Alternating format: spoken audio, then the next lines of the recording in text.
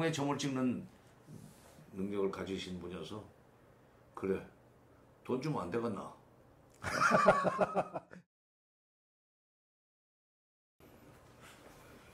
김영삼 대통령은 저 이제 비서관으로 네. 통일비서관으로서 대통령을 모셨는데 그분은 정치권에서 특히 정치부 기자들한테 이런 평을 받는 분이에요. YS는 허공에 점을 찍을 수 있는 사람이다. 허공에 점을 찍는다.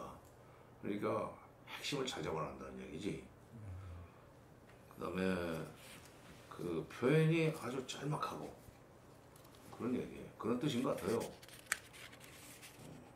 마치 불교에서 무슨 스님들, 고승들이 네. 하는 그 법어 같지만 근데 그 허공에 점을 찍는다는 표현이 걸맞는 얘기를 하나 하겠습니다. 94년 그 7월 25일부터 7월 27일까지 평양에서 김영삼, 김일성 남북 정상회담을 하게 돼 있었습니다. 그 회담을 준비하는 과정에서 여러 가지 자료를 만들어서 이제 대통령을 공부를 시켜드려야 돼요. 김대중 대통령과 달라가지고 그 김영삼 대통령은 솔직히 통일 문제에 대해서 공부를 별로 안 하신 분이에요. 네. 안 하신 분이에요. 그러니까 하나부터 열까지 다 공부를 시켜드려야 돼요. 자료를 만들어서. 근데 그때 이제 그 정상회담을 준비할 때 그 컨셉이 뭐였냐면 북한 경제가 지금 어려워지고 있으니까 90년대 초부터는 북한 경제가 내리막길을 걷습니다. 그래서 현실적으로 정상회담이 되면 아마도 북한에서는 남쪽으로부터의 경제 지원을 간절히 요청할 거다. 물론 그 정상회담이 이루어지게 된 것은 북핵 문제 때문이었지만 북핵 문제 해결의 어떤 해법을 찾기 위한 하나의 경로로서 남북 정상회담을 준비했었지만은 북한으로서는 경제 지원을 요청할 거다. 한편 그때 우리는 경제가 막 좋아질 때예요. 네.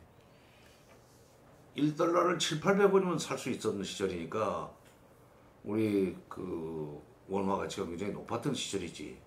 그래서 중고등학생들도 유학을 보낼 수 있게 됐던 그 시점이었기 때문에 우리가 그때 농담 비슷하게 남북 관계에 있어서 우리가 가진 건 돈밖에 없다는 얘기를 했었어요. 반면에 북쪽은 가진 게 무기밖에 없다. 우리는 돈밖에 없고. 네. 그러니까 경제 지원이라고 하는 걸 통해서 경제 협력을 통해서 북한이 가지고 있는 공격적인 무기를 쓰지 못하도록 만드는 그런 틀을 짜야 된다. 그게 남북 정상회담의 기본 컨셉이었었습니다. 그 이제 수석비서관이 공부를 열심히 해가지고 수석비서관도 그냥 국제정치학자지 남북 관계를 깊이 연구한 분이 아니었기 때문에 본인이 공부를 해야 돼요. 공부를 해서 대통령을 이제 설득을 하는데 이렇게 얘기를 한 거죠. 그러니까 긴 얘기 필요 없고 우리가 경제적으로 북쪽을 도와줄 테니까 북쪽은 남쪽을 상대로 해서 전진 배치시켜놓은 휴전선 쪽에다 전진 배치시켜놓은 장사정포, 방사포 거기서 그야말로 단추만 누르면 용산, 오산 다 때리는 데입니다. 200km 뭐 이러면 나가는 거니까. 나중에 그 불바다. 그렇지. 그거 이제 장사장포. 그러니까 이번에 그 동해바다로 쏘았던 70km에서 200km까지 나갔다는 방사포. 네. 그 방사포가 200km 나가면은 평양에서 서울까지가 200km거든. 그렇지. 서울까지가 200km고. 그걸 조금 들고 내려와서 개성집에서 하면은 뭐 오산 같은 건 바로 그 때릴 수가 있는 거리가 나오는 게 장사정포예요. 네. 이런 것들 뒤로 몰리는 그런 식의 합의를 해 주십시오.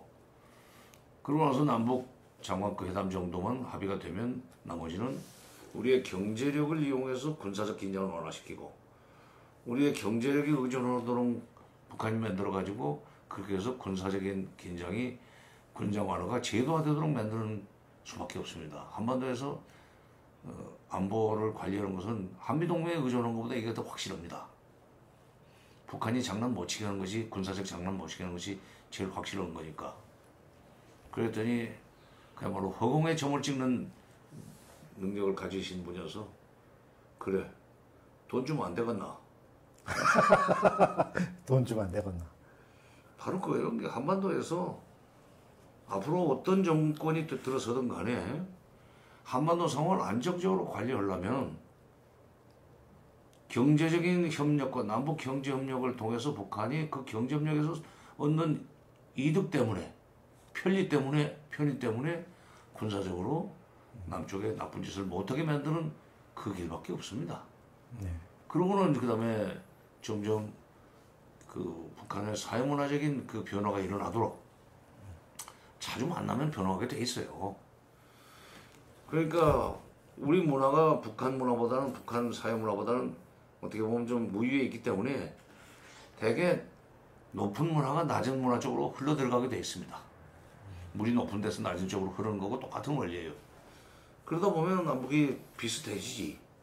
통일은 그 다음에 되는 거예요. 네. 경제협력과 군사적 긴장 완화 이것을 하나의 덩어리로 만들고 그 다음에 경제적인 협력이 활성화되는 과정에서 사회문화적인 동질성이 커지면 비로소 통일을 할 것이냐 말 것이냐를 남북이 논의를 할 수 있게 됩니다. 지금 난데없이 무슨 통일부터 하자는 식의 얘기를 하는 분들이 있는데 그거는 좀 너무 좀 앞서가는 얘기고 하여튼 김영삼 대통령 그런 재밌는 일화가 있어요. 또 하나 그분은 참 그 보고를 하는데 한번 따라 들어가 봤어요. 수석비서관 따라서 한번 가서 봤는데 소문대로도만 10분쯤 지나니까 자꾸 벽에 있는 시계를 보시는 거야. 빨리 끝내라 이거야. 10분. 10분 이상 지나면 이제 그다음에 결론부터 얘기해. 결론이 뭐야? 이렇게 자꾸 독촉을 오신대. 그런 이제 차이가 있습니다. 반면에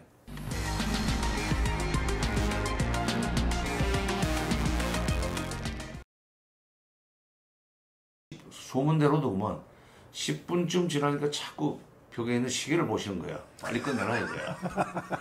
10분. 10분 이상 지나면 이제 그다음에 결론부터 얘기해. 결론이 뭐야? 이렇게 자꾸 독촉을 오신대.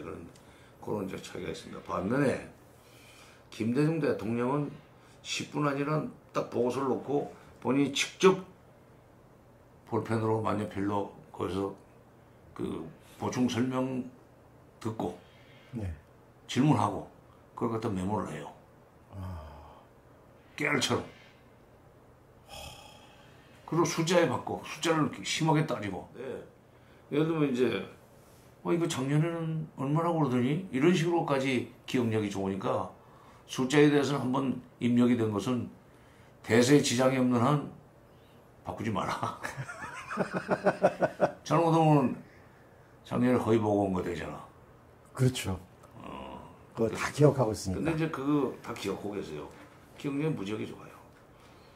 작년에 얼마나 어쩌나요. 그런데 뭐 국방부에서 보고했다가 아주 학을 뗐다는 거예요.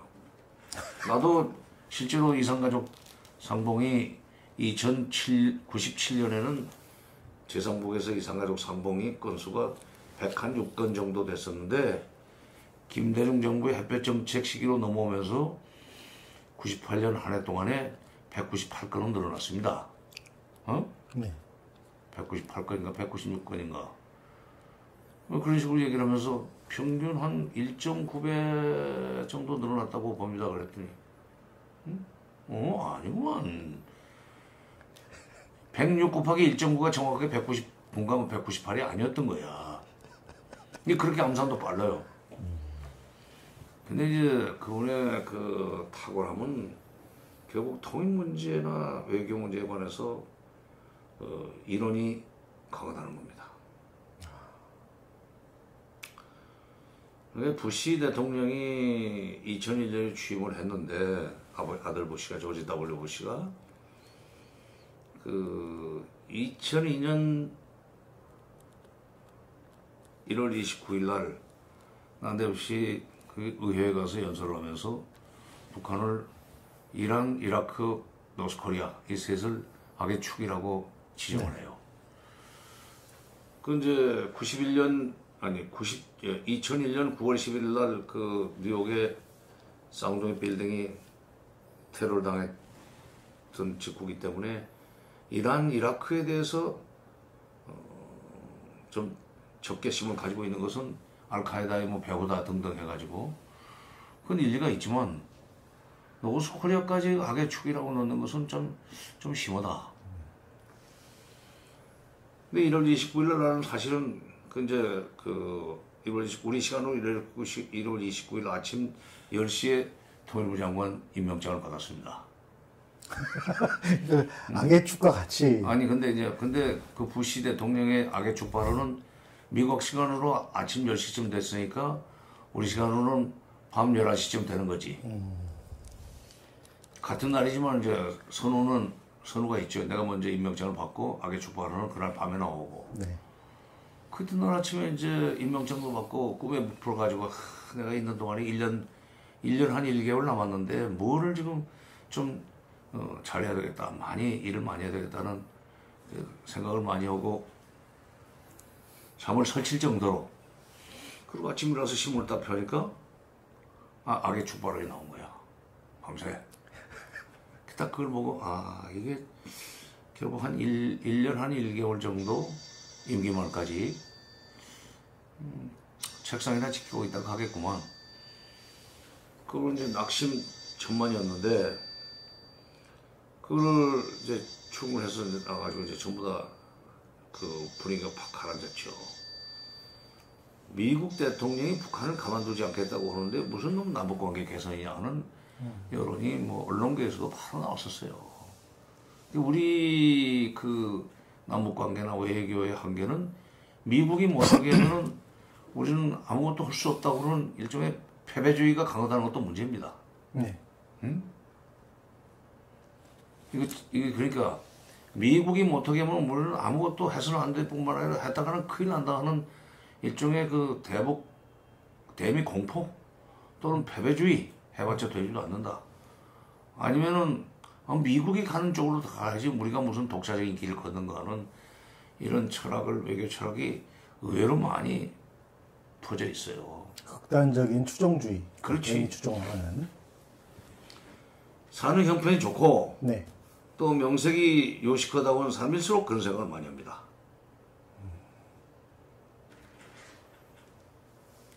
그 이제 낙심천만해가지고 참 이걸 어떻게 하나. 그러나 하여튼 소위 매일매일 하는 일은 할 수밖에 없는데 2월 19일 날 조지 W 부시가 서울에 와가지고 20일 날 오전에 청와대에서 정상회담을 하게 돼 있었어요. 정상회담이 끝나고 나서는 지금 도라산역에서 두 대통령이 공동으로 연설하기로 했다고. 네. 그래서 우리는 부시가 어떤 얘기를 할 것인지 굉장히 노심초사하면서 도라산역으로 갔지. 대통령도 대통령 전용 열차를 타고 갔어요. 서울역에서. 네. 그때 이제 철도도로 연결을 하기 위해서 우리 쪽은 공사를 다 철종은 바로 밑에까지 해놨거든. 그래서 기차를 타고 가서 기다리고 있으니까 도라산역에 기다리고 있으니까 부시 대통령이 도라산 위에 있는 전망대가 있어요. 거기 보면 이제 군 전망대가 있는데 거기서 이제 개성 쪽을 바라볼 수 있는 그런 저 자리가 있습니다. 아니면 군복을 입고 쫙 쌍안경으로 보는 거지. 8km 정도 떨어져 있다고. 얼마 안 돼. 보여요. 날 좋은 날은 뭐 육안으로도 보여요. 어제 그 KTV인가요? 거기서 이렇게 하는 거 보니까 그 도라산역 전망대가 나오고 한 8km 전방에 있는 개성공단 모습이 쫙 펼쳐지더라고요. 그렇지. 네네. 그 이제 기다리고 있는데 부시가 그 도라산 전망대에서 그 전망대 내려와가지고 도라산역으로 들어오는 거예요. 그 우리가 이제 플랫폼을 바로 이제 차를 대라고 그랬으니까 플랫폼 쪽에 서 있다가 이제 영접을 하고 그리고 도라산 그 역에 가면은 그때만 해도 그 세멘트 침목을 많이 쌓아놓고 유명 인사들이 오면 거기다가 그 덕담을 매직 잉크로 매직 잉크라고 합니까? 매직펜. 매직펜. 매직펜 쓰도록 이렇게 돼 있었어요. 그럼 이한동 총리도 쓰고 다 썼지. 물론 나도 쓰고. 뭐라고 쓰셨는지 혹시 기억나세요? 나는 내가 쓴 것은 별로 그렇게 기억이 안 나는데, 왜냐면 통일부에서 오래 있었던 사람이 스스로 썼던 것은 뭐 그렇게 뭐라 그럴까, 강하게 인상적으로 되지가 않지. 내가 써놓고 내가 그걸 기억하고 다니는 것은 조금 그건 오히려 난 비정상이라고 생각해. 근데 부시한테 매직 편을 딱 주니까 다들 지켜보고 있지. 김대중 대통령도 지켜보고 있고, 거기다 다 글씨는 잘 못 쓰더라. 메이 혹은 나오는 거예요. 그 메이 하고 시작하면 이게 블레싱입니다. 말하자면 덕담이 나오는 거야. 네. May this railroad unite the separated families of Korea.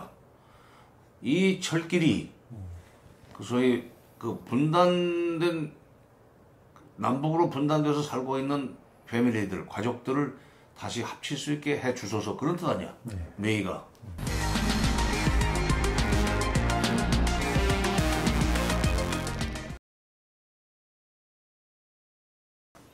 그러면 이제 날짜 쓰고 February 20, 20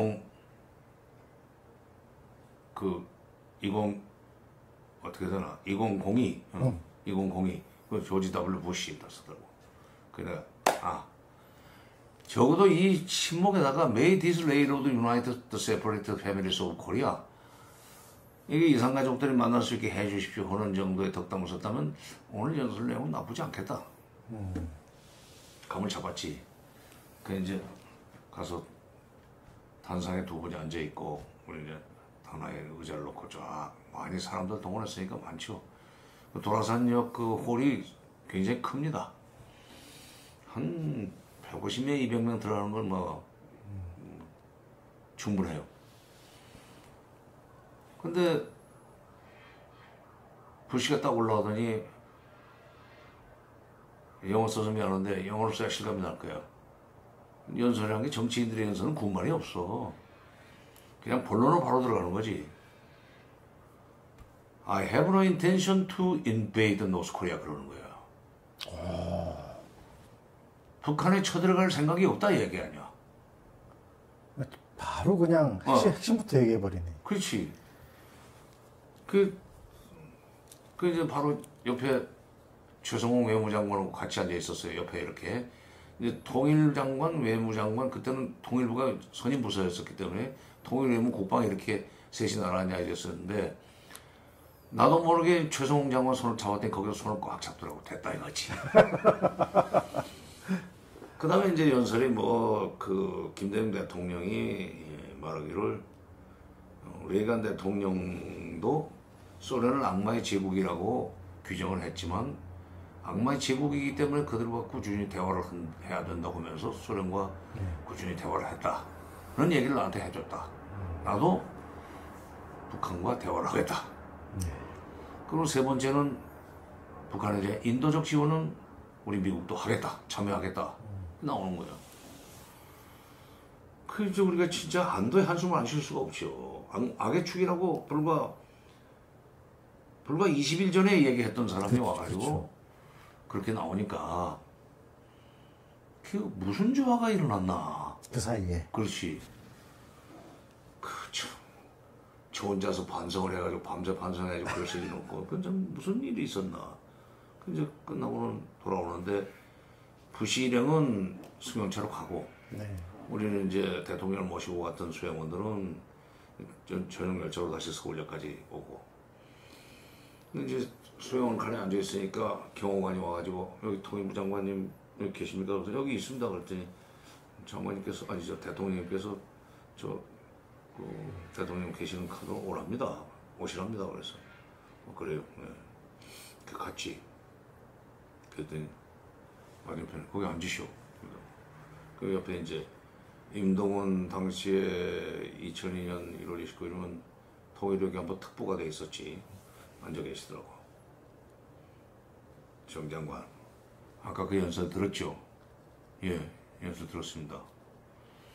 그거 내가 오늘 아침에 확대회담도 물리치고 단독회담을 계속 100분 동안 하면서 내가 젖먹던 힘까지 동원해서 부시를 설득을 해가지고 오늘 그런 연설을 하도록 만들었어. 응? 말하자면 북한을 공격하지 마라.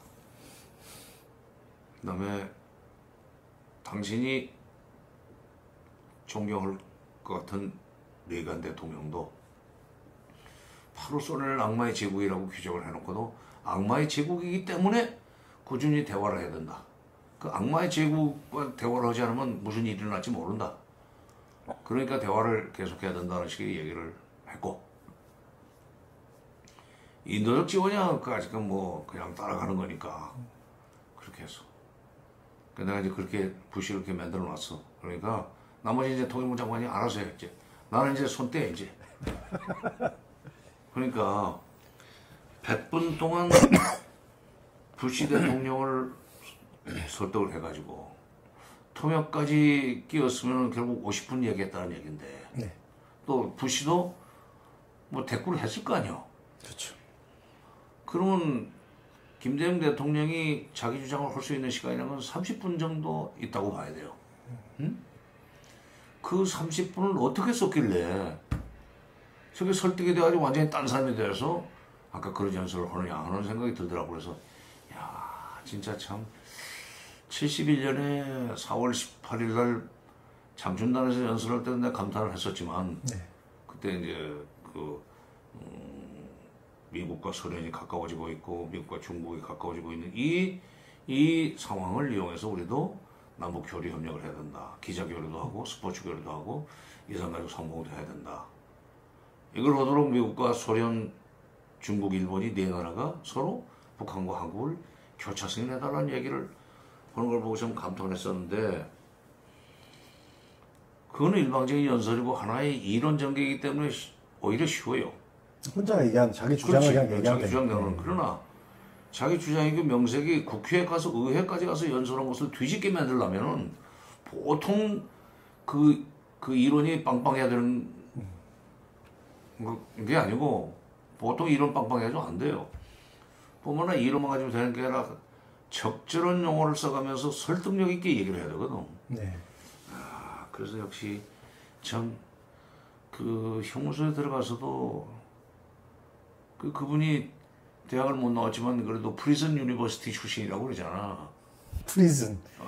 프리즌 유니버시티. 프리즌 유니버시티. 프리스턴 말고. 프리스턴 말고. 형무소에서 네, 공부를 했죠. 네. 독학으로. 독서량은 대단해요. 독서량 방대해요. 전형적인 검정고시다. 검정고시. 그렇죠. 혼자 공부한. 그 인용하시는 거 보면은 그 독서량이 방대해요. 책을 안 읽고는 할 수 없는 거. 어떻게 그냥 그 신문이나 이런 데서 교정량으로 하는 그거는 아니야.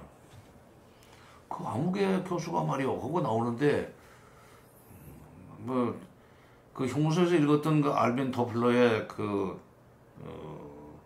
지식정보사인가 무슨 책 때문에 결국 취임 후에 정보화에 돈을 들여가지고 지금 IT가 이렇게 발달한 거예요. 핸드폰이고 뭐고 인터넷이 제일 잘 되는 나라가 우리나라예요. 네. 미국? 호텔에서 그거 좀 하려면 뭐 전화를 해서 뭐 번호를 물어봐야 되고 되는 데도 있고 안 되는 데도 있고 여러 합니다. 일본은 더 느리고. 그건 그렇고. 김대중 대통령이 그렇게 유식하고 그냥 단순하게 아는 것이 많을 뿐만 아니라 그것을 자기가 가려고 그러는 방향으로 상대방을 끌고 가는데 설득력 있는 논리를 조직할 줄 안다 이거야. 한 분은 허공에 점을 찍고, 네. 한 분은 목표를 향해서 상대방을 끌고 가는데 계속 딴짓 하려는 걸 계속 달려가면서 끌고 가는 끈질김이 있고, 그 결국 그쪽을 끌고 가고. 그 다음에 노무현 대통령인데,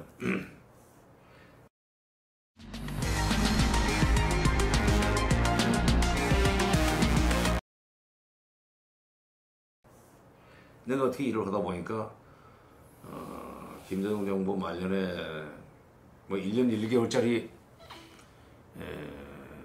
임기가 확실하게 보장되는 이제 장관의 임명을 받았어요. 1월 29일 날 임명 받았으니까 2월 25일이면 이제 다음 장관한테 물려줘야 되는 거 아니에요? 네. 1년 1개월짜리야. 많이 1년 1개월도 안 되지. 근데 수많은 사람이 통일부 장관을 희망을 했고, 그 다음에 한반도에도 많은 건물들이 오르내렸는데, 어떻게 노무현 대통령이 나를 계속 그냥 그 자리에 앉혀놔서 내가 계속 일을 하게 됐어요. 그래서 이제 4월 초에 노무현 대통령 취임 후 첫 남북 장관회담이 4월 하순에 평양에서 열리게 돼 있었어요. 그때 이제 새 대통령이 들어서거나 장관이 새로 들어서면은 그 남북 회담이 열리는 경우에 가서 직보를 좀 합니다. 네. 또 그 직보를 받고 싶어 하고 회담을 도대체 어떤 식으로 운영하려고 하는지 직보를 받으려고 그러지. 어떤 대통령은 직보가 필요하냐고 물어보기도 했지만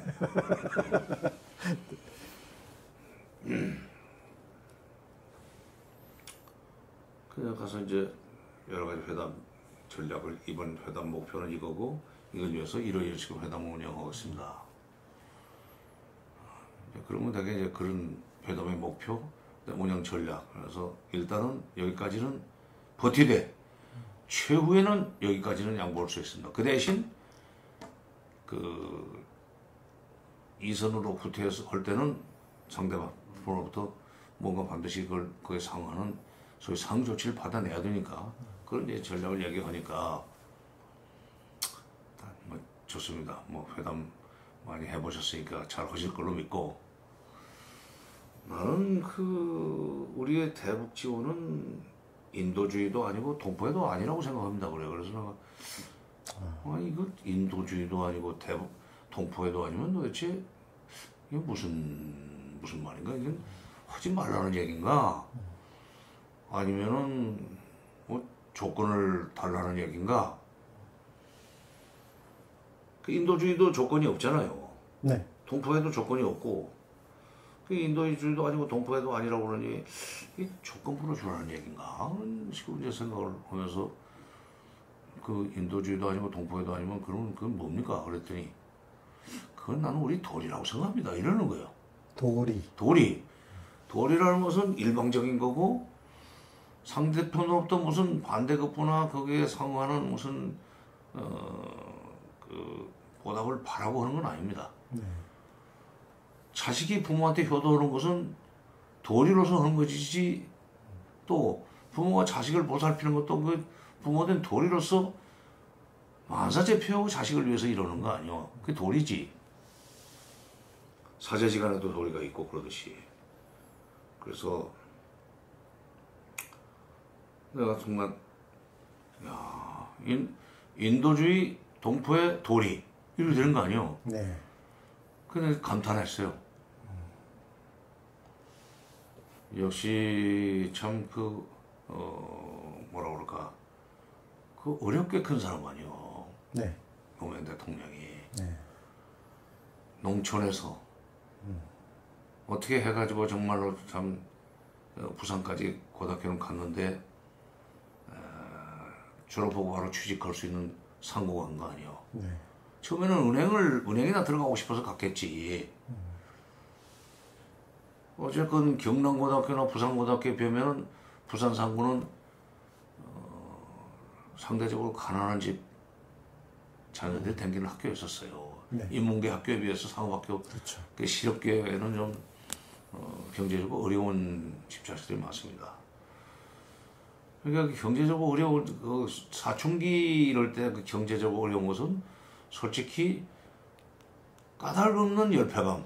나는 뭐냐? 나는 왜 저렇게 말하자면 윤택해 보이지 못하냐?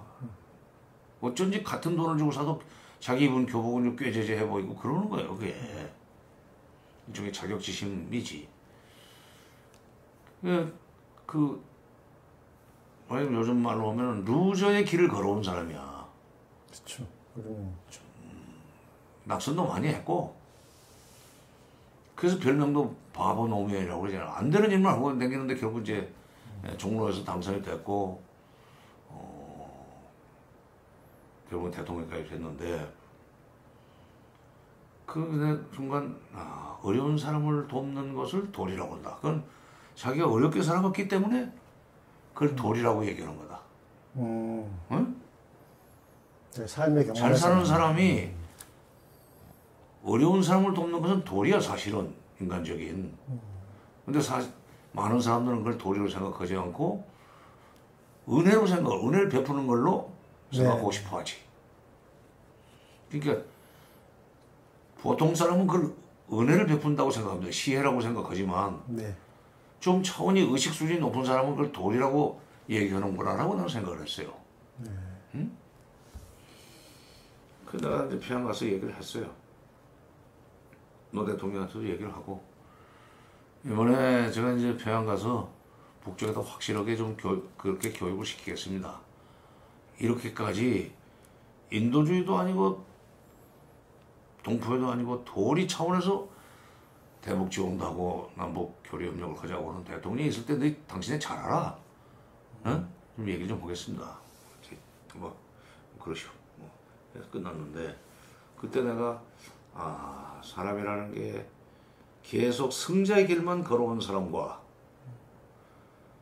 그 근근히 그냥 그 연명하면서 말하자면 가불이 있다면 을의 길을 걸어온 사람이 지도자가 됐을 때는 이런 식으로 정책이 나갈 수 있구나 하는 그런 이제 생각을 했어요. 그거 진짜 뭐 어렵게만 살았잖아요. 대통령 유세할 때까지도 한나라당인가 뭐 한신한국당에서 그 권양숙 여사의 그 아버지가 무슨 빨치산인지 하여튼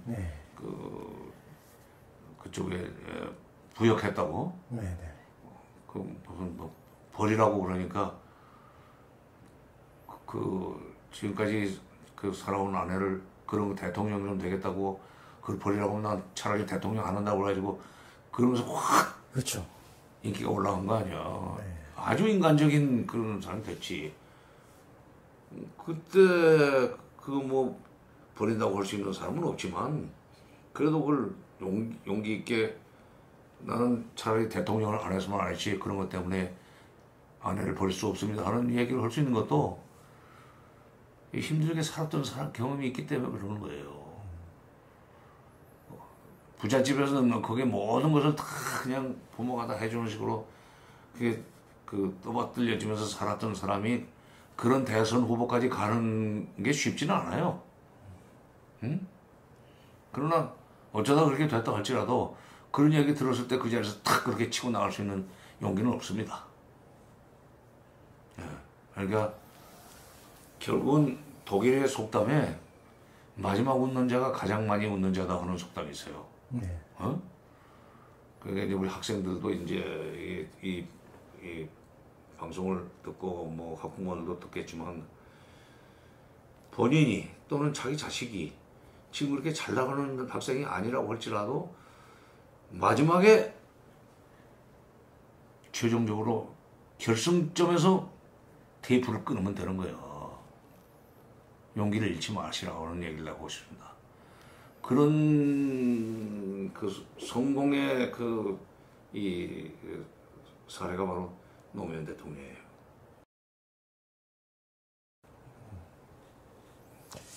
통일 문제하고 관련 없지만은 하여튼 허공에 점을 찍는 대통령.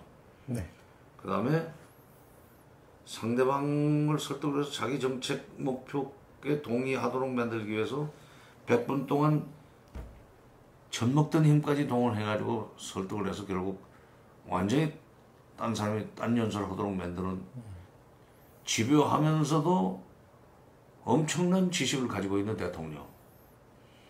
그 다음에 대북 지원을 도리라고 하고 그러면서 계속 햇볕 정책을 이어가는 그런 대통령.